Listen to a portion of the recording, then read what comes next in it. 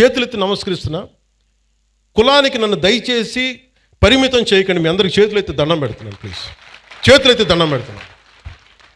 దేశం బాగుండాలి, రాష్ట్రం బాగుండాలి, ప్రజలు బాగుండాలని కోరుకుంటే కూర్చోబెట్టి కులం కులం కులం అని చెప్పి ఎవడో క్రిమినల్ కులంలో కూర్చొని చేస్తే నన్ను ఏం చేయమంటారు? దానికి నేను బాధ్యత వహించాలా? దానికి ఒక 14 ఏళ్ళ ఒక ఆడబిడ్డను రేప్ చేసిన వాడిని కూర్చోబెట్టి నేను వెనకేసుకు రావాలా? సిగ్గుండక్కర్లా? వెనకేసుకొస్తాం ఇలాంటి వాళ్ళని? కనిపించట్లేదు. This police case. ఆ కన్సర్న్ ఎస్ఐ మీద మనకి సిఐ మీద ఎవరిని వెళ్తాయి కేసులు. ఇలా మాట్లాడాలంటే ఆ చంపిన సదరు వ్యక్తులు కూడా అదే కులం వ్యక్తులను ఆడబిడ్డలను పాటు చేశారు వీళ్ళు. అవి కూడా మాట్లాడాలి కదా. ఎమ్మెల్సీ అనంతబాబు కూర్చోబెట్టి అతను కాపు కొలుస్తాడంట. అతను ఒక దళిత డ్రైవర్ని చంపేశాడు. ఎంత గొప్పగా డిక్కీలో పెట్టి ఇంట్లో అప్పచెప్పి వచ్చాడు. దాని గురించి ఎవరు మాట్లాడరు. అప్పుడు కులాలు రావు.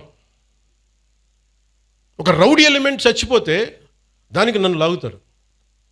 ఇంతమంది ఎమ్మెల్యేలు, ఇంతమంది ఎంపీలు ఉన్నారు. మీరు ఎవరు నోరు తెరవకపోతే నేను ఏం చేయను చెప్పండి? మీ అందరికీ నేను రానా? రోజు ఏం చేస్తున్నారు మీరందరూ?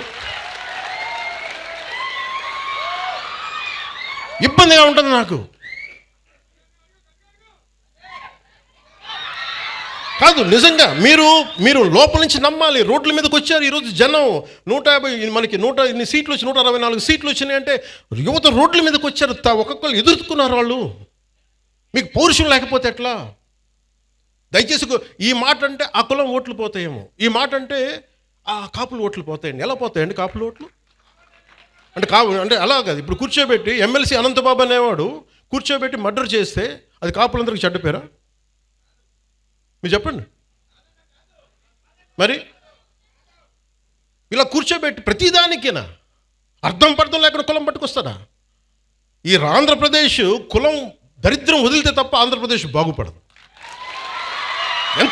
ఎంతకాలం పిల్లలు ఇక్కడ ఏమడుగుతున్నారు? భవిష్యత్తు అడుగుతున్నారు.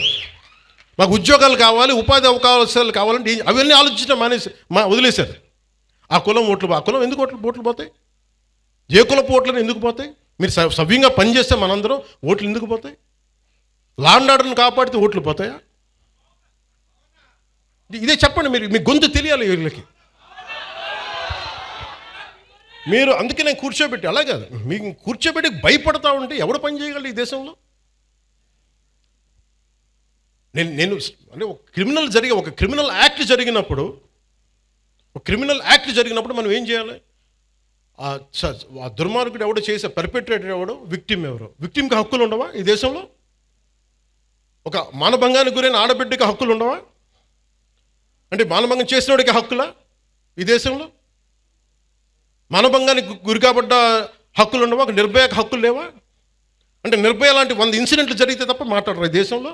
ఒక ఆడబిడ్డను కూర్చోబెట్టి రోడ్డు మీద వెళ్తుంటే ఇలా చేయి పట్టుకుని లాగి చంప మీద కొట్టే సమాజం కాదా ఇది? కొట్టాలి. అప్పుడు కానీ మీకు ఇలాంటి ఇన్సిడెంట్ జరగవు. మీరు భయపడతా కూర్చుంటే మేము మాకు సంబంధం లేదంటే ఎవరు రారు. మీరు ఎదుర్కోండి, బలంగా నిలబడండి, గొంతు ఎత్తండి. ఏ క్రిమినల్ ఎవడు గొంతు ఎత్తడానికి భయపడతాడు? ఎందుకంటే నాలాంటి వాళ్ళు మేము తెగించున్నాం ఇక్కడ ఈ నేల కోసం. అందుకని నేను చెప్తాను, మీరు you have to stand out sir. మీ అందరూ కూడా పదే చెప్తున్నాను సార్. మీ అందరికీ కూడా రోడ్ల మీద simple civil dispute I want tell. మీ అందరికీ చెప్తున్నాను. పెద్దపెంకి అనే గ్రామం ఉంది. మనం ఏమైనా ఇంటర్వ్యూలో కూడా చెప్పారు. మధ్యలో ఒక గ్రామం, ఒక 3000 ఇళ్ళు, మధ్యలో ఎస్సీ కులస్తులు ఉంటారు. ఆ చుట్టుపక్కలేమో బీసీ కులస్తులు, ఆ చుట్టుపక్కల మిగతా కులస్తులు ఉంటారు. ఎవరి కాళ్ళు గోడలు కట్టేసుకున్నారు. మీ మురుగు నీరు మా దగ్గరికి రాకూడదు, మీ నీరు మా దగ్గరికి రాకూడదు అని పెట్టేసుకుని ఫైనలీ ఒక సోషల్ కాన్ఫ్లిక్ట్ అయిపోయింది. దాన్ని ఎలాగైనా చేయాలి. నేను ఒక టిపికల్ రాజకీయ నాయకుని అయితే మీరు ఎస్సీలని మీరు దూరం చేశారని బీసీలను అనాలి, బీసీలనేమో మీరు చెప్పి ఓసీలను అనాలి. నేను అవన్నీ ఏం చేయలేదు. It's a simple violation. అది పంచాయతీ చేసిన తప్పులు ఇవి. మీరు పంచాయతీలు కట్టినప్పుడు, మీరు లేఅవుట్స్ వేసినప్పుడు మీరు మురుగునీరు సౌకర్యాలు కల్పించాల. రోడ్ల మీదకి ఎన్క్రోచ్మెంట్ జరిగినాయి. విజయనగరం కలెక్టర్ గారితో కూర్చోబెట్టి it took me 2 months to break it and to find a solution. నేను కాస్ట్ గొడవలు పెట్టలా, కుల గొడవలు పెట్టలా, కులాల గురించి మాట్లాడాలా. It is simply administrative issue. అలాగే ఒకడు కూర్చోబెట్టి ఒక ఆడబిడ్డను చేస్తే వాడు ఏ కులం అయితే నాకెందుకంట? వాడికి శిక్ష పడాలా లేదా? పడాలి కదా.